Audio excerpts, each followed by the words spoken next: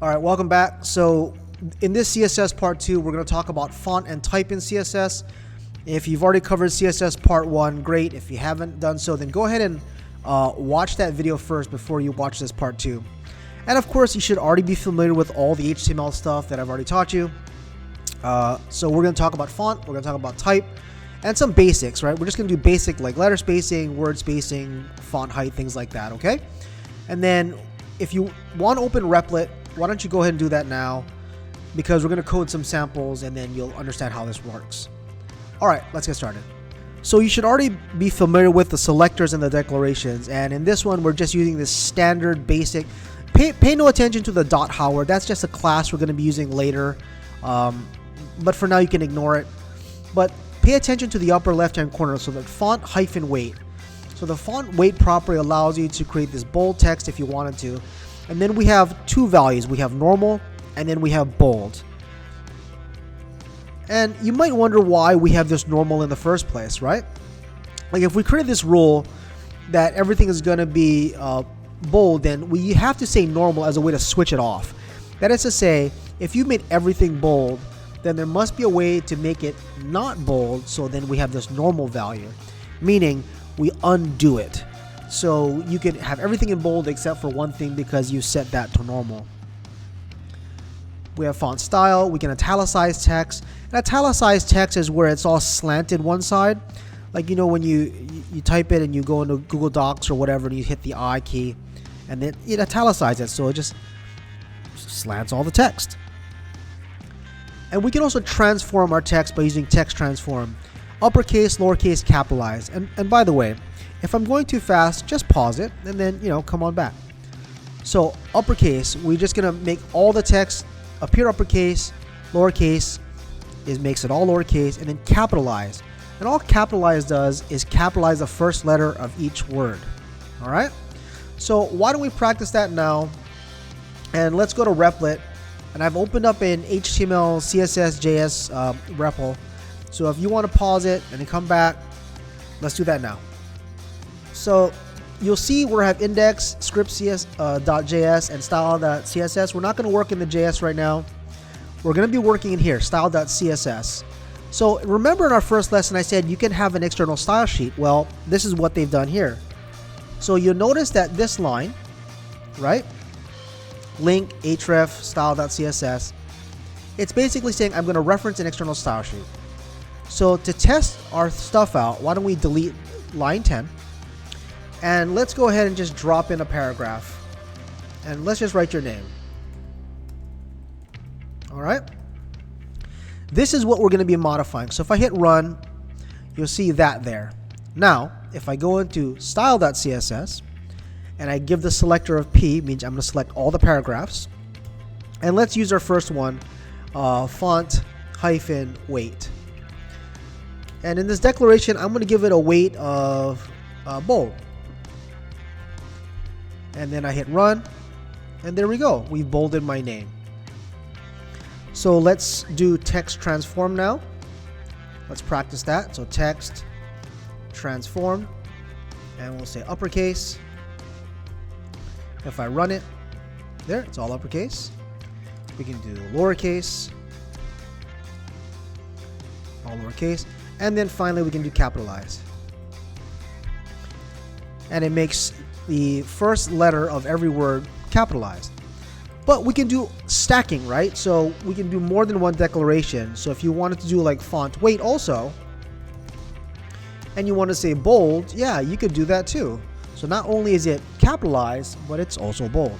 So let's continue on with text decoration. We could do underline, overline, and line through. So basically you can just underline the text. We can draw a line over the top of the text, for example, if you're trying to, you know, write fractions out or something. And then we can line through. That's like a strike through, where you draw a line through the words like you want to strike out this error. Now let's pay attention to line height. So we have this leading and then this font size, okay? So the line height is the distance between the bottom of the first line and the bottom of the second line. Like that's the best way to understand this, okay? The first and second line have spacing, and we use line height. And in this example, we say 30 pixels. You could use another number if you wanted to, but what you want to remember, it is the spacing between the bottom of the first line and the bottom of the second line.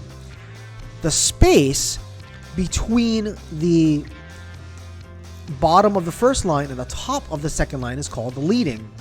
Well, that's your lead. Don't worry about that right now, but just remember that line height is a space between the bottom of the first line and the bottom of the second line. And we can also control letter spacing and word spacing by using letter spacing and the word spacing property.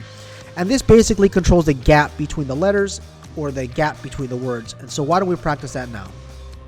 All right, so let's practice letter spacing and word spacing.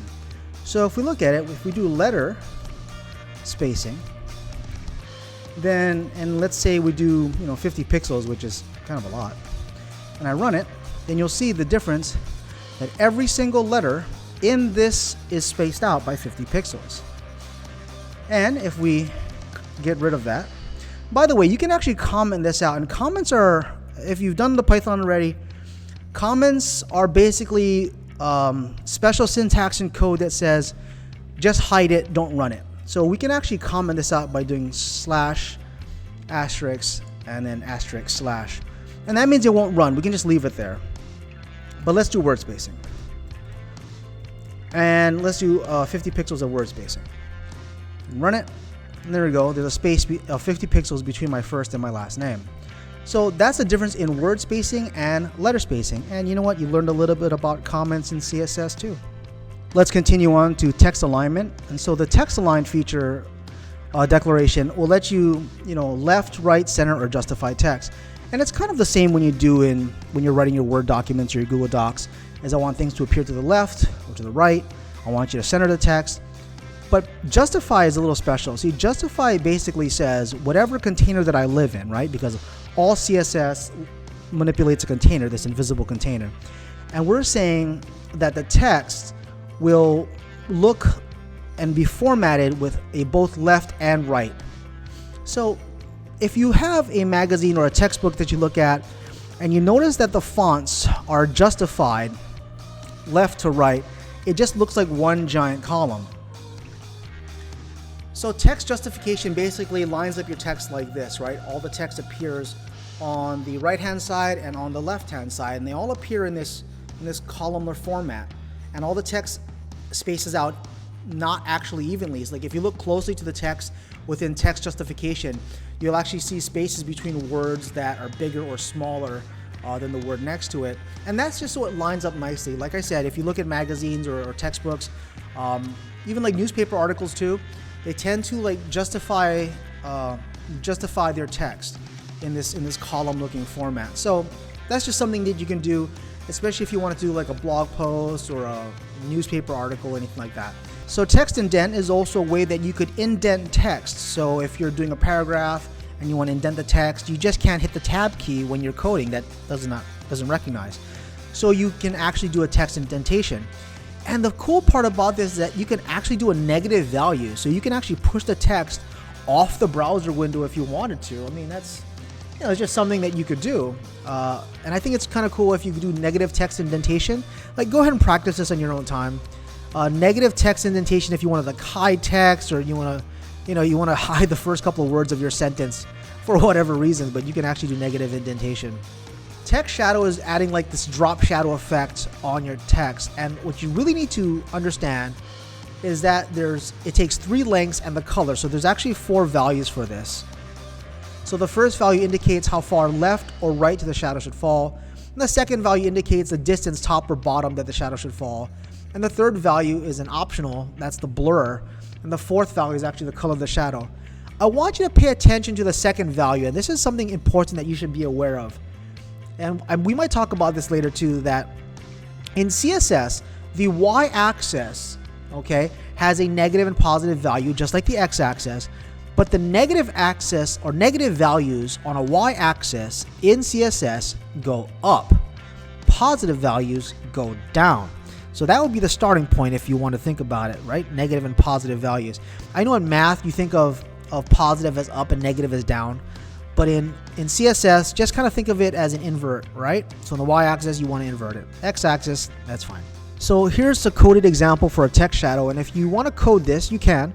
So we're taking an X value, 4 pixels, a Y value, 10 pixels, a blur value of 2 pixels, and this is the color, the RGBA, and don't worry too much about that right now. All it stands for is red, green, blue in the alpha channel. So in this, I've kind of simplified it for you, and I've just changed the RGBA value to 255001. It's basically just pure red. So, but if you look, here's the actual shadow right here, okay? And if you wanted to move it up, well, then you could increase or decrease actually. So I would say negative 10 pixels, and let's run it. There we go. You know, you can move the shadow around however you want and change the color to whatever you want. I hope that was easy enough for you. We talked about font and type in CSS, you know, play with the drop shadow, play with the spacing, and kind of practice this on your own, right? So if you have some time, you know, why don't you try to do a paragraph text and then manipulate the text in that paragraph by making uppercase, lowercase, things like that, okay? If you have any questions, just leave comments and I'll read them and I'll get to them as soon as I can. If not, I will see you later. Bye.